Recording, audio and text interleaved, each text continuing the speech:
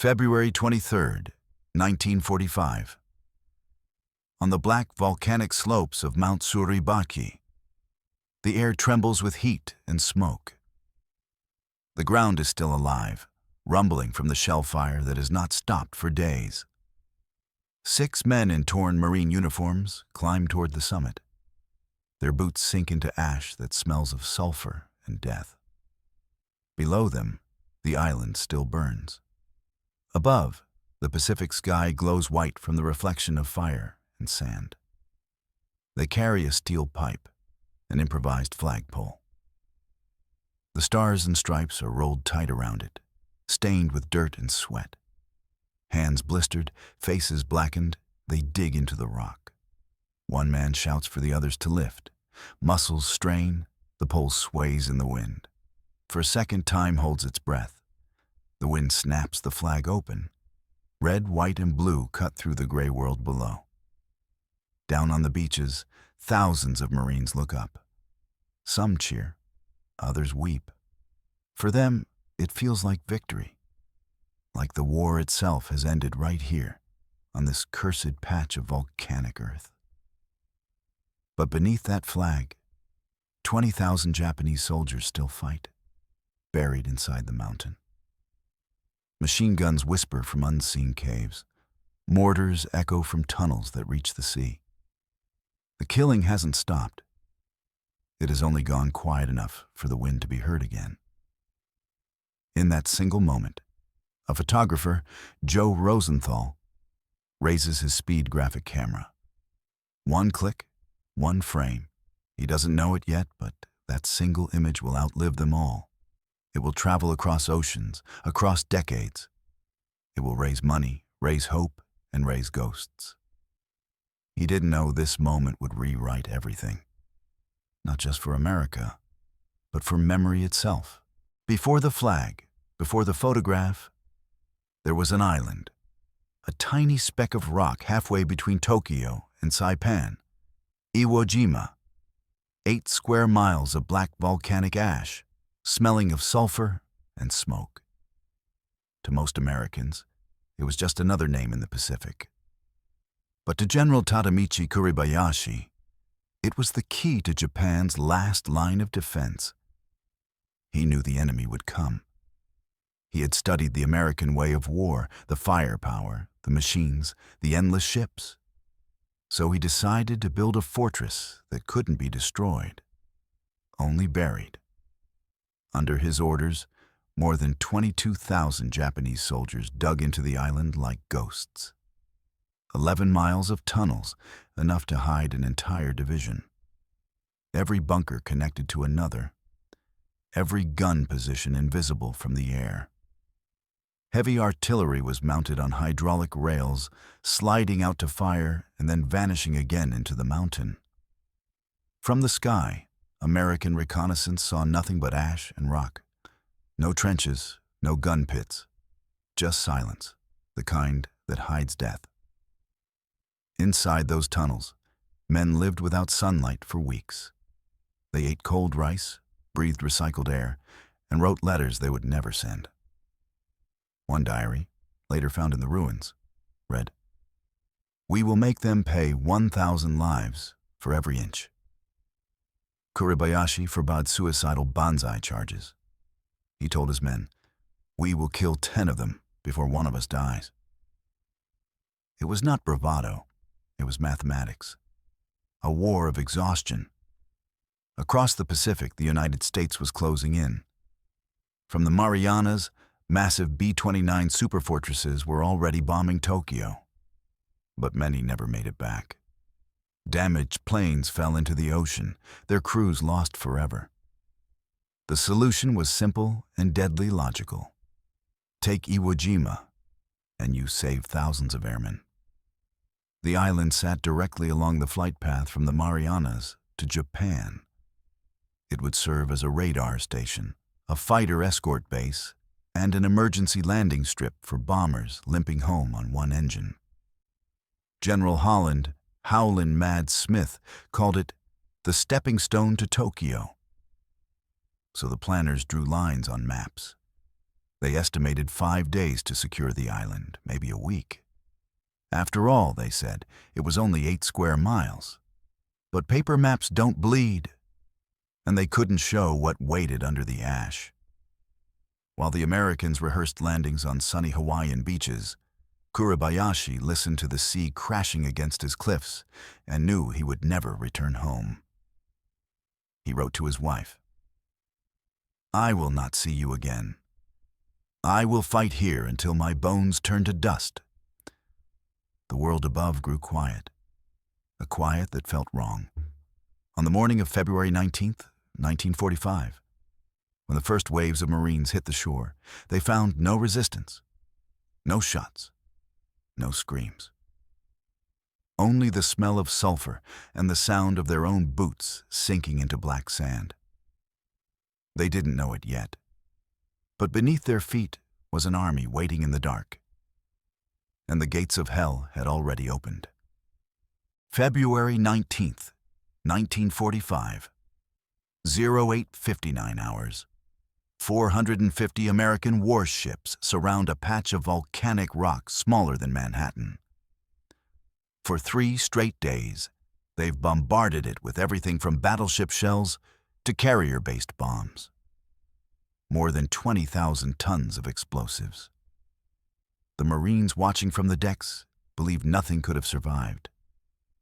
The island looks dead, just a smoking crater of black ash and twisted rock.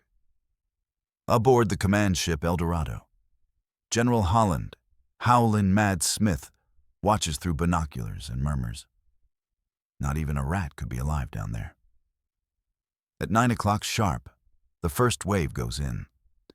Hundreds of LVT amphibious tractors churn through the surf, loaded with men from the 3rd, 4th, and 5th Marine Divisions.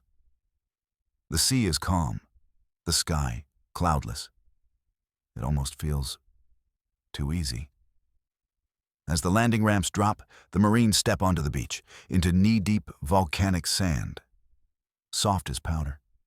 It sucks at their boots. Machine gun belts sink into it. Tanks stall before even reaching the dunes. But there's no gunfire. No snipers. Only the hiss of steam rising from the hot ground. A sergeant radios back, half joking, "No opposition yet, sir." Looks like they forgot to show up. By 10:15, nearly 20,000 Marines are ashore. Bulldozers roll off the landing craft to carve makeshift roads. Ammunition piles up. Still silence. Then, at 10:25, the world explodes. From the slopes of Mount Suribachi and the cliffs to the north, hundreds of hidden guns open fire at once. The calm beach transforms into a furnace. Bullets rip through the sand. Mortar shells burst among the landing craft. Entire platoons vanish in seconds. Radio channels fill with static and screams. "We're under fire." They're everywhere. Can't see them. From their hidden bunkers, Japanese gunners fire crosswise, trapping the Marines in open ground. The perfectly synchronized ambush has begun. It felt like the island itself was shooting back. Men dive for cover, but find none. The sand offers no protection. It absorbs their weight, but not the bullets. The smell of cordite and sulfur fills the air. Flamethrower teams move forward, spraying fire into the mouths of unseen caves. But each cave leads to another. A young Marine writes later in his journal, "We kept burning them out, and they kept coming from somewhere else." It was like fighting ghosts. Hours drag on. The heat reaches 120 degrees. Helmets burn to the touch. The volcanic ash clings to sweat and blood alike.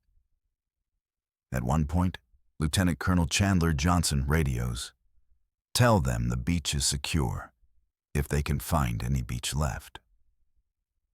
By nightfall, the first day of the invasion, American forces have barely advanced 200 yards inland. Casualties are already in the thousands. Kuribayashi's plan has worked perfectly. He has waited for the beach to fill with men and equipment. And then unleash the storm. In the command tunnels beneath the island, the Japanese general sits in near darkness, listening to the rumble of artillery above. His officers report ammunition levels. He nods once and says quietly, "Now they will understand." By the end of the first 36 hours, the Marines realize something no intelligence report had warned them of. There are no front lines here. Every inch of Iwo Jima is a kill zone. They had expected to win in 5 days. Now, many wonder if anyone will get off this island alive. They realized their maps were wrong. The island was alive, and it was killing them. Night falls on Iwo Jima. The horizon glows red, not from sunset, but from burning fuel and bodies. The Marines dig shallow foxholes into the hot sand, but the earth gives no rest. Every scoop of ash releases heat from the volcano beneath.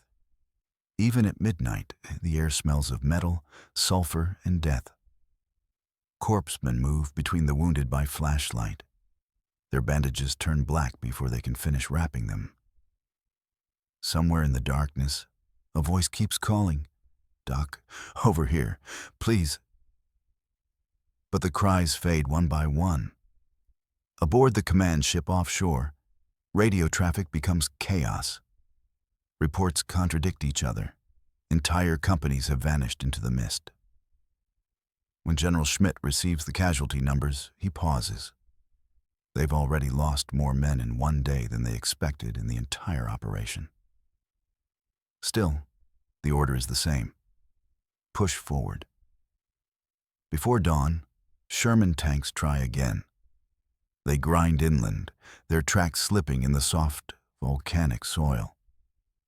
From hidden embrasures, anti-tank guns roar. One by one, the Shermans burst into flame. Flamethrowers sweep across the bunkers, turning black rock to molten glass. The smell of burning fuel mixes with flesh. For every Japanese gun destroyed, another opens somewhere unseen. Inside the labyrinth, Kuribayashi's men fight like phantoms. They crawl through narrow tunnels no wider than their shoulders, surfacing behind American lines. A Marine later wrote, "They'd come out of holes we thought were empty. You'd pass a cave in the morning, and by noon, it was firing again. Every cave becomes a fortress. Every yard of ground must be taken twice." By the second day, the beaches are littered with wrecked vehicles, mangled gear, and uncollected bodies half buried in ash. Seagulls circle but never land. Even they seem afraid of the island.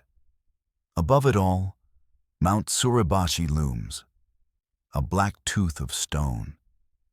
It's from there that most of the fire rains down. Each night, the mountain glows faintly with muzzle flashes, like eyes watching the Americans move. Some Marines begin to call it the mountain that breathes. Others refuse to look at it at all.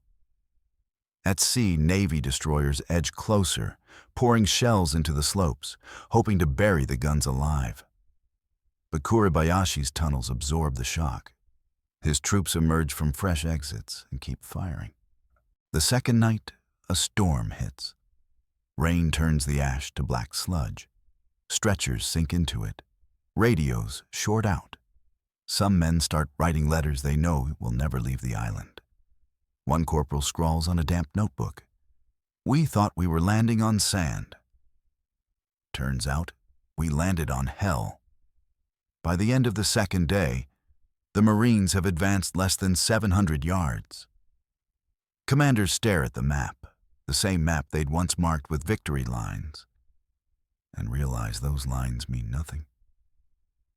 They're not conquering Iwo Jima. They're surviving it. And beneath their boots, the island keeps breathing, waiting for the next heartbeat to stop. Beneath the black sand of Iwo Jima lies a second world, invisible from the air, invincible to the shell. It is a fortress carved from ash and stone, built not for victory, but for delay. General Kuribayashi had forbidden his men to die in vain. "We fight to delay, not to die," he wrote in his final orders. There would be no reckless banzai charges, no suicidal glory. Every life would buy time, time that Japan no longer had. So they dug. 18,000 men with shovels, picks, and bare hands. For months they tunneled through volcanic rock that burned their palms. The air was thick with sulfur and sweat. The only light from oil lamps hung on the walls. By February 1945, the island had become a living machine of defense. 11 miles of tunnels, 400 interlocked positions, each one feeding fire to the next. Machine guns were hidden behind steel doors, sliding open only long enough to shoot. Mortars were mounted on rails, gliding back into safety after every burst. Artillery pieces disappeared into the earth like ghosts. To the Marines above, it was madness, an enemy that refused to be seen. They would overrun a trench, find it empty, and seconds later be shot from behind by the same position through another tunnel. One Marine wrote home, "We weren't fighting men. We were fighting caves." The American response was pure industrial warfare. 70,000 Marines backed by 450 warships and 500 aircraft. Every hour, destroyers shelled the island. Every day, bombers dropped napalm, white phosphorus, and 500-pound bombs. Still, the fire disappeared into the tunnels. To break the island, the Marines had to burn it, inch by inch. They carried M2 flamethrowers strapped to their backs, tanks filled with napalm and pressurized gas. The roar of the flame could be heard a mile away. The fire rolled into caves, turning air into liquid heat. But the tunnels were so deep that the flames only scorched the front, leaving the enemy alive behind the smoke. Each hill had to be sealed by hand grenades, satchel charges, and bulldozers pushing the earth shut. Sometimes, a position thought destroyed would erupt again the next morning. A corporal in the 5th Marine Division described it simply, "You'd kill them 3 times, and they'd still shoot back." The battle had turned into a machine of attrition, a deadly arithmetic of men, fuel, and steel. Every 24 hours, American forces fired 22,000 artillery shells. They burned through 500,000 gallons of fuel. Trucks, flamethrowers, bulldozers, tanks, landing craft, aircraft. All for less than 400 yards of ground gained each day. But on Iwo Jima, 400 yards was the distance between life and extinction. Above ground, the island glowed orange each night. The sand itself caught fire. The Marines advanced in pairs, crawling through dust so hot it melted canteens. Everywhere, the smell of burned fuel and flesh. You could hear the flamethrowers before you saw them. That deep, choking roar, then silence. And in the tunnels, Japanese soldiers waited in total darkness. When the heat faded, they crawled back to the surface, dragging wounded comrades, loading their guns again. This was not a battle. It was erosion. Human against rock, fire against time. Kuribayashi's fortress was working exactly as he designed. Every Marine killed, every tank lost, every gallon burned, was another heartbeat stolen from America's march toward Japan. And deep below, the general kept listening to the thunder above, whispering to his aide, "Let them come." The island itself will fight by the 4th day. The battlefield no longer looked like an island. It looked like the surface of another planet. Black dust coated everything, rifles, helmets, even the sea itself. The Marines had learned the rhythm of Iwo Jima, advance by inches, retreat by blood. They fought not against an army, but against geometry. Every cave, every tunnel, every intersection of death engineered by Kuribayashi's design. American engineers followed behind the infantry, dragging flamethrower tanks called Satans, modified Shermans armed with projectors that could spit fire more than 100 yards. Each shot turned the air orange, a rolling roar that flattened everything in front of it. The flames reached into the darkness, searching for an enemy that rarely screamed. When the flames died, Marines moved in with TNT satchel charges, 20 pounds of explosives tossed into the black. The ground trembled, the cave collapsed, and somewhere beneath, men vanished without sound. Yet, even that wasn't the end. The next day, the same hill would fire again, as if the island itself had decided to resurrect its dead. Kuribayashi had divided his forces into hundreds of autonomous cells, 3 to 5 men per post, each with days of rations and water. They didn't wait for orders. They fought on instinct, emerging from unseen openings, firing, disappearing again. Even dying, they were efficient. The Japanese used interlocking arcs of fire so precise that every approach was covered twice. Machine guns were placed to kill the men dragging the wounded, the ones who cried out, "Corpsmen!" On the American side, the casualty lists began to blur. Entire platoons erased in a single morning. Chaplains worked beside medics, giving last rites faster than names could be written down. Above them, 500 planes painted contrails across the sky. Corsairs and Avengers dove through clouds, dropping bombs that shook the ocean itself. Destroyers and battleships fired broadsides until their barrels glowed. In one 24-hour period, the fleet expended more ammunition than at Normandy. Still, the tunnels held. It was as if the island absorbed punishment and gave it back tenfold. Each Marine learned the grim pattern: fire, wait, advance. Be ambushed, fire again. By day 6, they had captured only a third of the island. The casualty count exceeded 12,000. General Holland Smith radioed back, "The resistance here is beyond anything we've faced. Every rock is a gun, every cave a bunker. Kuribayashi never sent waves of men charging into American guns. Instead, he used patience as a weapon. He waited for the perfect moment to bleed the enemy slowly, to make them pay for every foot of ground." The Americans began calling the fight the meat grinder. It wasn't just the killing. It was the sound, the endless percussion of machine guns echoing inside volcanic stone. When flamethrower teams went forward, others followed with bayonets and shovels, digging through melted sand to block the tunnel mouths. Some Marines used bulldozers to bury the caves alive, then drove away in silence, knowing what that meant. One wrote in his diary, "We sealed them in. Then we sat and listened." The island didn't stop breathing. As the days stretched into weeks, the math of war kept grinding on.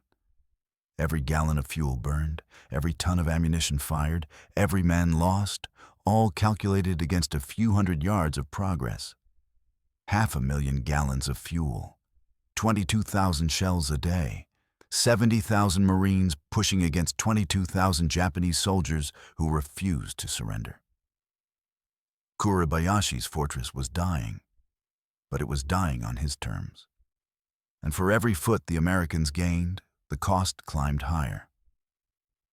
By the end of February, they weren't counting distance anymore. They were counting names. By the morning of February 23rd, 1945, the sky over Iwo Jima was the color of smoke. 5 days of hell had passed, and still, the island refused to die. Below the beachhead, Kuribayashi's tunnels pulsed with movement. Men staggered through the darkness, bleeding, reloading, coughing from lack of air. In the dim lamplight, The general walked the corridors, touching the cold walls as if to feel the heartbeat of his creation.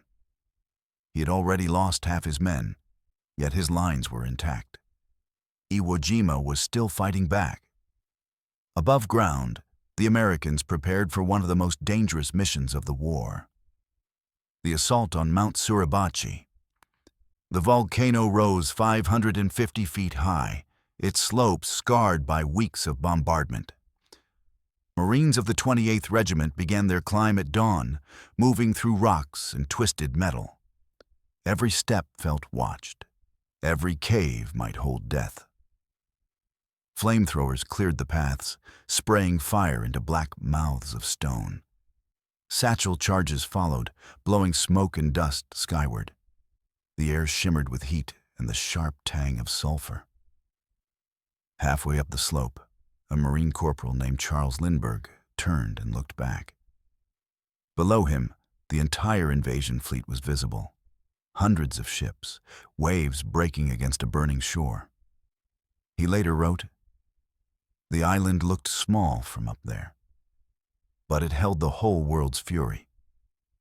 By noon, the first assault team reached the rim of Suribachi's crater.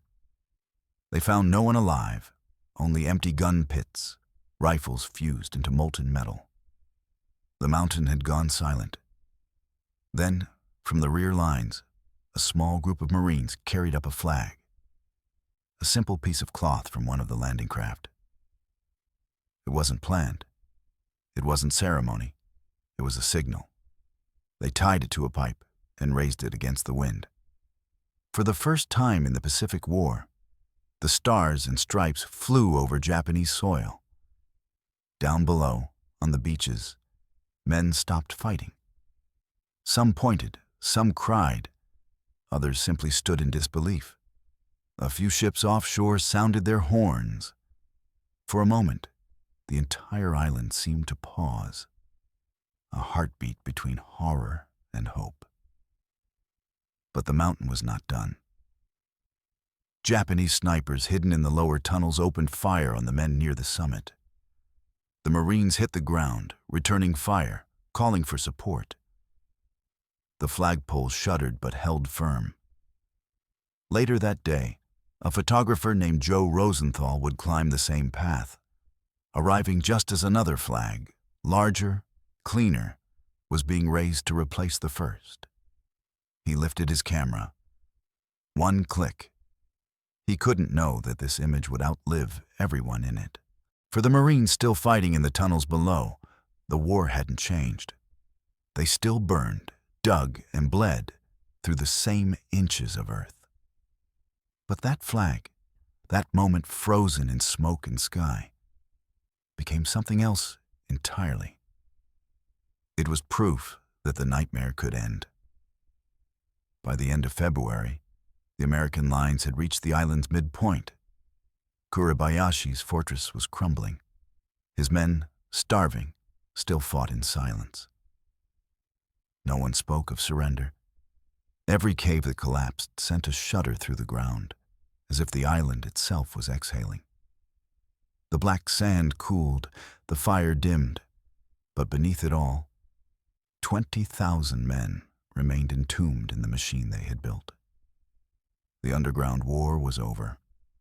The cost only beginning to be counted. 36 days.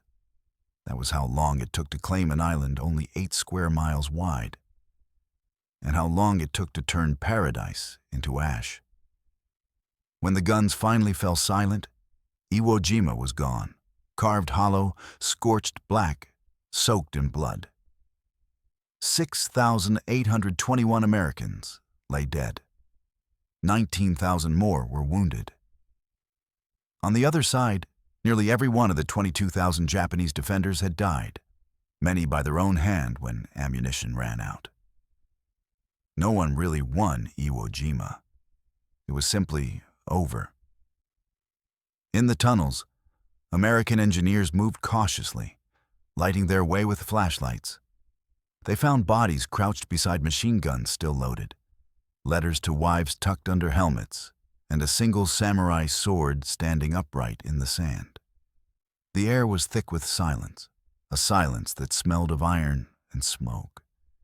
Kuribayashi's body was never found. Some say he died leading his final counterattack. Others believe he took his own life inside his command post, writing one last note. "If we are defeated, we will not shame our emperor. We will die quietly." Above ground, Marines gathered at the base of Mount Suribachi.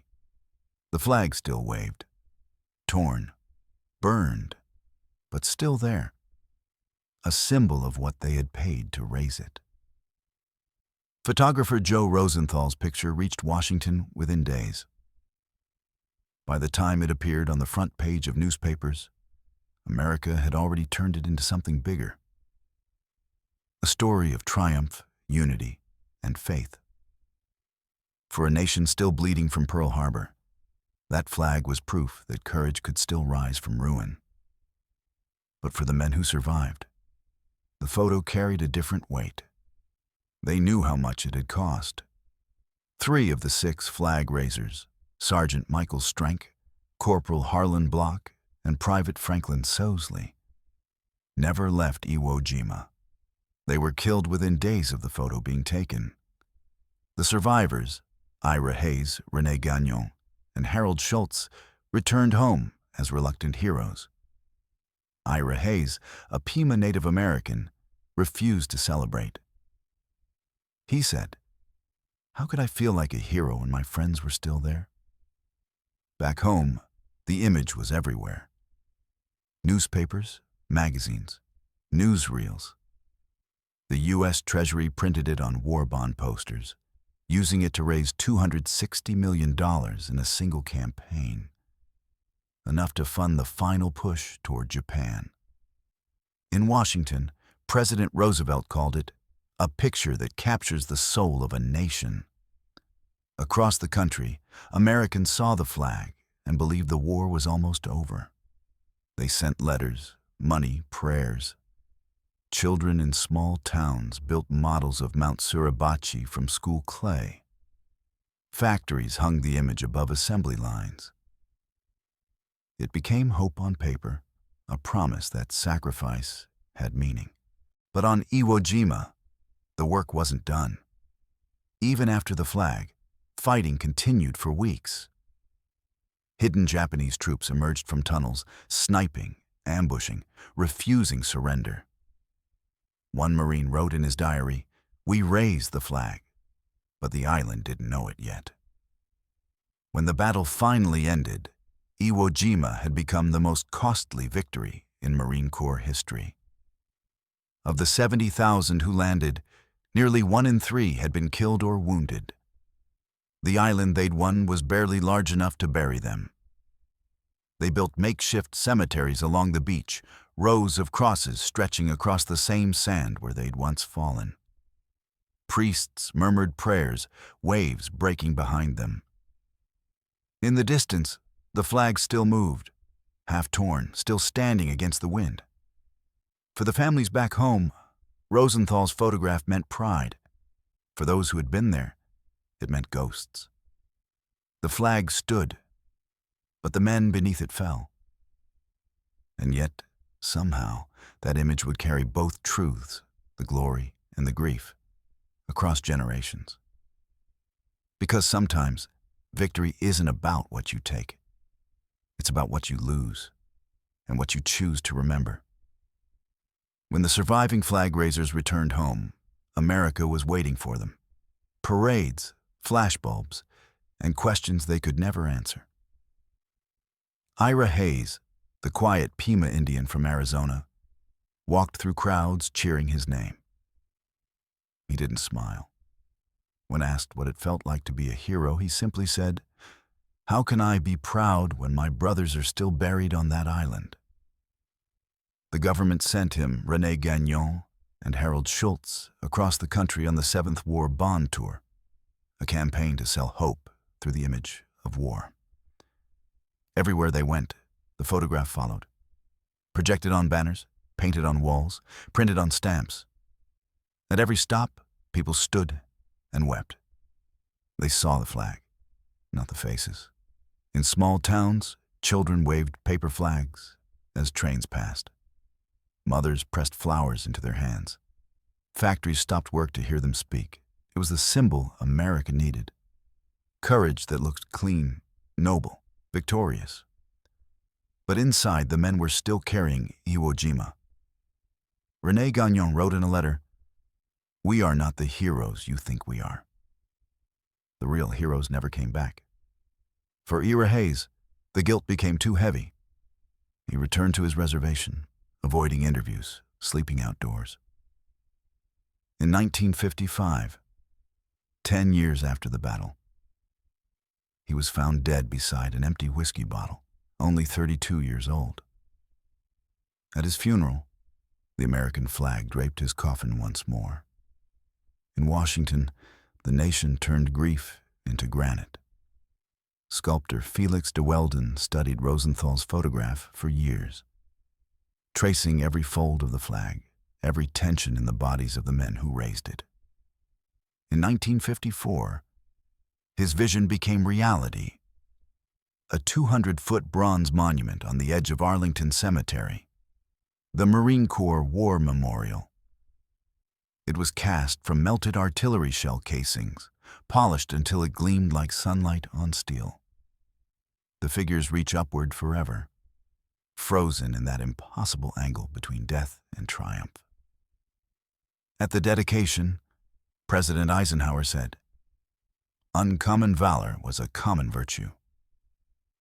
Behind him stood veterans, men who had seen that valor up close, in fire and blood. Some wept silently as the flag was raised again, this time over a field of white marble crosses. Back on Iwo Jima, years later, the wind still blows across the same black sand. Time has softened the craters, but not the memory. The tunnels remain sealed, the bones undisturbed. In the end, Iwo Jima became more than a battle. It became a lesson carved in stone and shadow. It showed how far men will go for a piece of ground, and how much a nation can carry in a single image. That one click of Joe Rosenthal's camera captured more than victory. It captured the weight of sacrifice. When historians look back, they called Iwo Jima a strategic victory. But to the men who fought there, it was something else entirely. It was a place where duty outweighed survival, where courage was measured not in miles gained, but in friends lost. For every flag raised, there are graves beneath it. For every photograph, a silence that never ends. Today, that bronze flag still stands tall in Arlington, reaching for a sky that never forgets. Tourists walk by, children take photos, and few notice the names etched on the base. The Pacific Islands, Guadalcanal, Tarawa, Saipan, Iwo Jima.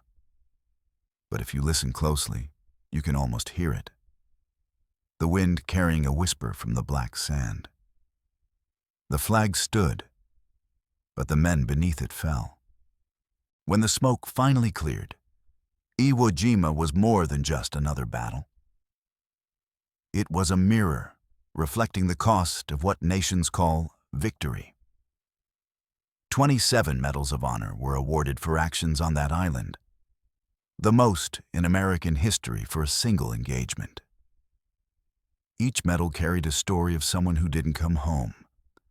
A flamethrower operator who cleared a bunker alone, a medic who ran through open fire to pull men from the ash, a lieutenant who refused evacuation, whispering, "I'll stay with my boys." In the language of war, these were statistics. In the language of memory, they were the measure of humanity. Iwo Jima became a textbook for military academies, a study in attrition warfare, where every yard gained cost a life, and victory was measured not in speed, but in endurance. The Marines who survived called it the toughest 36 days of our lives. But beyond the tactics and tonnage, something deeper remained. The photograph. The flag that 6 men raised atop a dead volcano became larger than all of them combined. It traveled farther than the war itself. In the years that followed, the image was carved into bronze and granite, standing tall above Arlington National Cemetery, the Iwo Jima Memorial.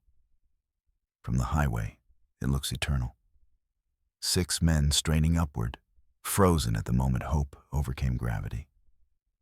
By day, it gleams like sunlight on steel. By night, spotlights trace their outlines against the stars. 6 shadows carrying a nation's memory. For America, the flag came to mean unity, that even in chaos, courage could hold a country together. It spoke of sacrifice without needing words. To mothers who hung gold stars in their windows, it was proof that loss could still have meaning. For the world, it was a reminder of something else. The power of a single image to define an era. One click of a camera had shaped how history would remember courage, loss, and resolve. It showed that war is not only fought with bullets and bombs, but with symbols, the kind that can move hearts long after the guns fall silent. Years later, historians debated the strategy. Was Iwo Jima worth the price? The island's airfield saved thousands of damaged B-29 bombers returning from Japan. Yet for many veterans, no justification could outweigh the faces left behind. Still, even they admitted, the flag mattered. It gave meaning to the meaningless. It turned pain into purpose. Every generation since has looked at that photograph and seen something different: duty, pride, grief, or faith. But beneath it all is the same truth that every soldier understands. In modern war, symbols inspire nations, but they are written in the blood of men. At dawn, the bronze figures at Arlington still reach upward. The sky behind them glows the same pale blue that once hung over Suribachi. The flag still moves, endless, alive. If you stand there long enough, you can almost feel it. The pull of hands, the weight of the pole, the sound of wind carrying across oceans and time. That's what the flag meant. Not conquest, not glory, but endurance. Among the ashes of Iwo Jima, we raised a flag, not to claim the land, but to prove we could still stand. Their bodies rest beneath the sand, but their courage still flies with the flag. Every gust of wind that moves those stars and stripes carries the breath of those who never came home. And if you stand beneath it long enough, you'll feel it. Not triumph, but remembrance. Not victory, but endurance. That flag is not about conquest. It's about what endures after the fire fades: duty, sacrifice, and the quiet promise that courage outlives fear. So when you see it rising in the morning light, remember, it was born from a volcano, lifted by hands that trembled and carried across generations as a voice that never dies. There are countless stories like this. Forgotten battles, unseen faces, unspoken courage. If you want to uncover them, subscribe and keep the memory alive. Where every photograph tells a human story of World War II,